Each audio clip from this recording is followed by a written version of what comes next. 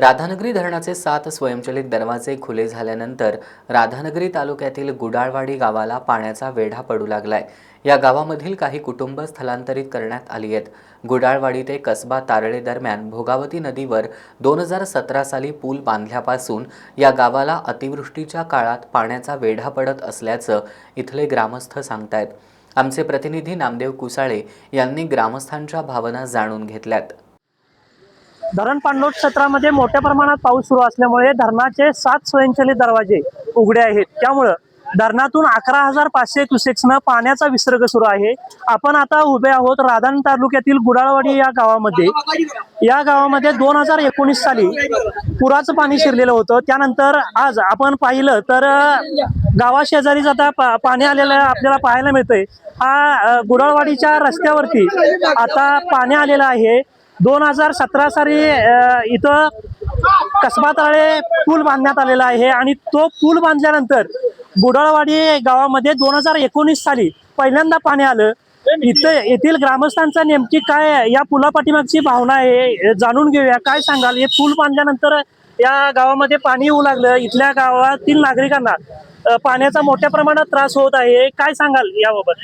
2018ला तारळेचं पूल झाल्यापासून गुडाळवाडीला पुराचा फटका जास्त बसायला आलेला आहे। शेतीचं जास्त नुकसान व्हायला आलेलं आहे। आता तारळेचं पूल, शिरगावचं पूल, आवळीचं पूल याच्यामुळे शेती पाण्याखाली जायला लागली आणि शेतकऱ्यांचं भात पीक, ऊस पीक हे नुकसान जास्त व्हायला लागले। आता गुडाळवाडीमध्ये 10-15 घरातनी पाणी गेलेलं आहे। आता लोक ती घरं सोडून बाहेर स्थलांतरित झालेले आहेत। शासनानं तसं स्थलांतराचा विषय म्हणजे राहण्याची व्यवस्था एकत्र करायला पाहिजे होती। आता ती पै पाहुण्यांच्या याच्यात गेलेले आहेत। काय जनावरांचं नुकसान हे झाले, हाल होते। या आधी 2019च्या आधी कधी गावामध्ये पाणी आलेलं होतं का? गावामध्ये येत होतं, खरं एवढं फारसं येत नव्हतं, पूर्ण गावामध्ये येत नव्हतं। आता पूर्ण गुडाळवाडीच्या प्रत्येकाच्या घरामध्ये पाणी जाते। आता या तारळीच्या पुलाची लांबी वाढवली पाहिजे होती, लांबी कमी आहे।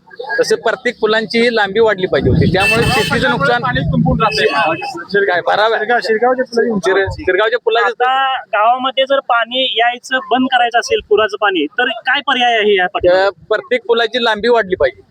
जे भराव आहे ते भरावं काढलं पाहिजे आणि तिथं दोन्ही साईडला लांबी वाढवून